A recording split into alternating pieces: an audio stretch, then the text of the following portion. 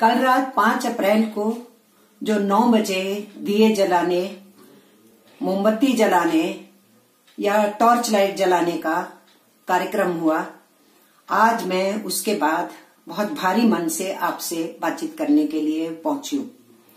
मैं ये समझती हूं कि मुझे ताली बजाने से, थाली बजाने से, घंटी बजाने से, शंख बजाने से कोई ऐतराज नहीं है।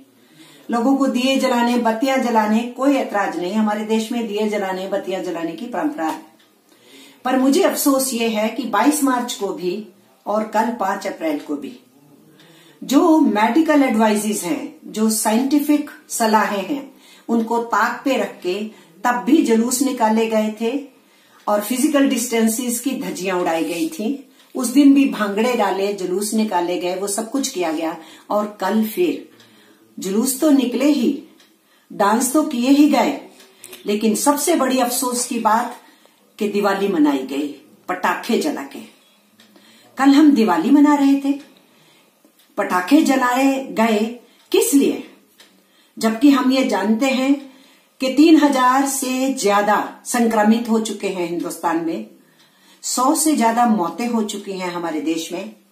जो संक्रमित लोग हैं उनमें डॉक्टर्स हैं, नर्सिस हैं, दूसरा मेडिकल पैरामेडिकल स्टाफ है, सफाई कर्मचारी हैं, आशा वर्कर्स हैं, वो सब संक्रमित हुए हैं। उनमें से कुछ की मृत्यु भी हो गई, उन फ्रंटलाइन फाइटर्स में से। और हमारे हिंदुस्तान की परंपरा क्या है?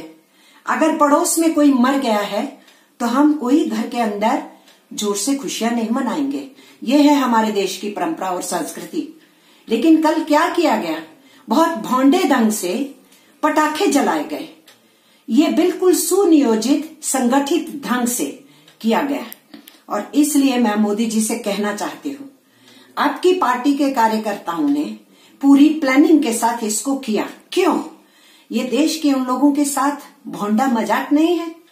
और इसलिए कल के दिन में मैं मौन व्रत पे थी, उस समय में जब ये पटाखे जल रहे थे जो मेरे दिल में छेद कर रहे थे, क्योंकि मैं ये समझ रही थी कि ये वक्त है हम अपने फ्रंट लाइन फाइटर्स के साथ एकजुटता जता सकें। ये वक्त है जिन्होंने अपने परिजनों को खोया है, उनके साथ हम खड़े हो सके। ये वक्त है उन मजदूरों को सोचें जो अभी भी फंसे हुए हैं, जो कल भी भूखे सोए हैं, प्यासे सोए हैं, जिनके बीमारों को इलाज नहीं मिला, जिनके बच्चे भी पीड़ित हैं, उनके साथ हैं और वो भी फंसे हुए हैं जगह जगह के ऊपर।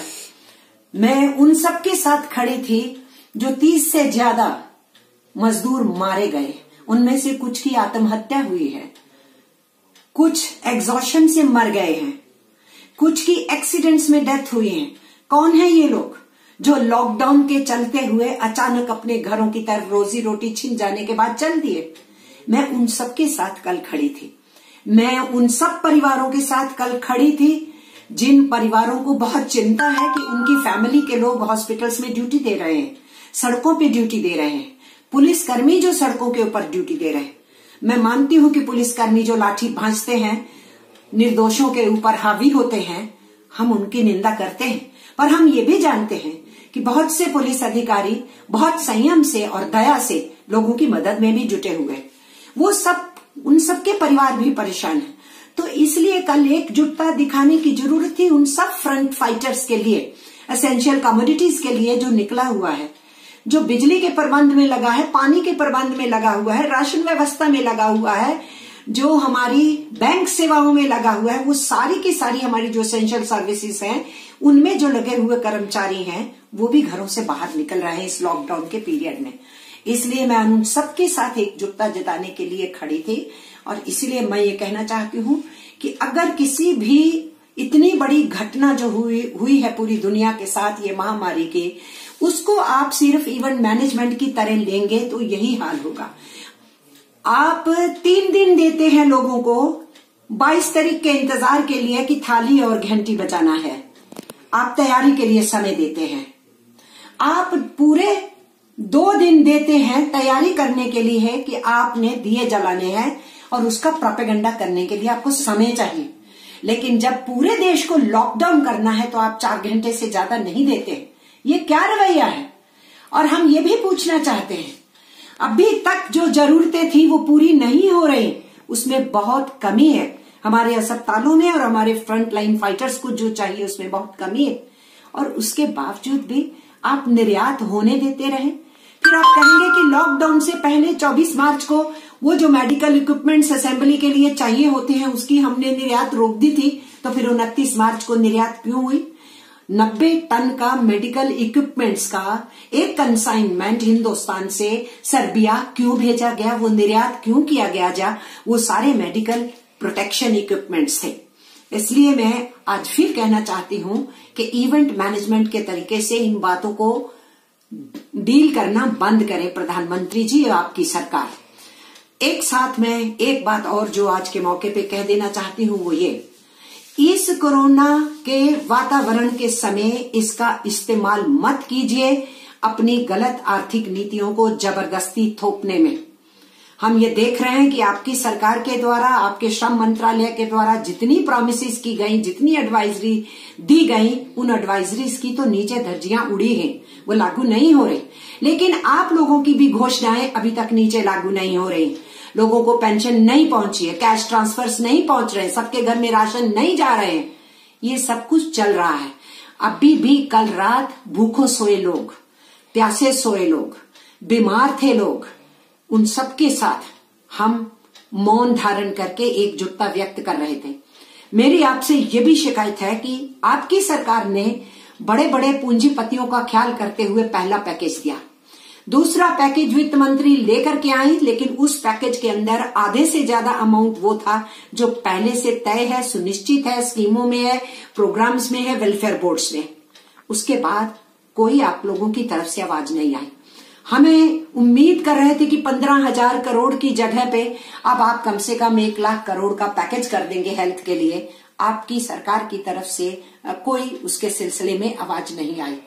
लेकिन आपने ये काम जरूर कर दिया कि जो हमारे सीनियर सिटीजन्स की जो फंड है, पैसा है, बचत योजना है, उसका आपने इंटरेस्ट रेट घटा दिया, हमारी एफडीज का इंटरेस्ट रेट घटा दिया, हमारे पीएफ का इंटरेस्ट रेट घटा दिया, किसान विकास पत्र का इंटरेस्ट रेट घटा दिया। तो आप जो बचत योजनाएं बुजुर्गों के लिए हैं, कमजोर हिस्सों के लिए हैं, या वर्कर्स का पैसा जो पीएफ में होता है वो पैसा है उनका, उसके ऊपर आप इंटरेस्ट रेट घटा रहे हैं। और आप बड़े पूंजीपति को अभी भी छूट देने में लगे हुए हैं। आप स्मॉल सेक्टर को, मिनी सेक्टर को, एमएसएमईज को अभी भी इग्नोर कर रहे हैं। वो छोटा सेक्टर जो आधी से ज्यादा असंगठित मजदूर को रोजगारी देने का काम करता है, उसको आप इग्नोर कर रहे हैं। तो ऐसी स्थिति के अंदर आपसे फिर से एक बार मेरी अपील है कि इस पूरे महामारी के साथ लड़ने की जो प्रक्रिया है, पूरे देश को, पूरे विपक्ष को, सभी सामाजिक संस्थाओं को, ट्रेड यूनियंस को, किसान आंदोलनों को, महिला आंदोलनों को, सबको साथ लेकर के इस महामारी का मुकाबला करने की आवश्यकता है। और जो फ्रंट लाइन वर्कर्स हैं, हमारे मेडिकल प्रोफेशनल्स हैं, या जो हमारा हेल्थ सिस्टम है, उसको सुधारने में, इम्प्रूव करने में पैकेजेस दें, उसकी तरफ ध्यान दें। और अपने जो ट्रोलर्स हैं उनको वो संदेश दें जो आप अपने भाषणों में कह रहे हैं। आप देश की एकता की बात करते हो और आपके बड़े responsible spokes person Bharatiya Janata party के फिर से वो डिवाइड करने वाली भाषा का इस्तेमाल करते हैं और हर रोज उस भाषा का इस्तेमाल किया जा रहा है। इस महामारी में कोई भी विषाणु या कीटाणु धर्म, जात, भाषा, ज्योग्राफी नहीं रखता है, जेंडर भी नहीं रखता है। उस कीटाणु से, उस विषाणु से लड़ाई लड़नी है तो वैज्ञानिक तौर तरीकों से होगी। इसलिए आपसे अनुरोध है कि जो मिथ्या प्रचार कर रहे हैं, सुपरस्टिशंस फैला रहे हैं, मिस इन्फॉर्मेशंस दे रहे हैं, फेक न्यूज गढ़ रहे हैं, डिवाइड एंड रूल वाली पॉलिटिक्स को फिर से आगे बढ़ा रहे हैं, कृपया करके उन पे अंकुश लगाइए और पूरे देश को एक साथ मिलजुल करके इस विपदा से हम बाहर निकाल सकें, इस तरीके का चिंतन कीजिए।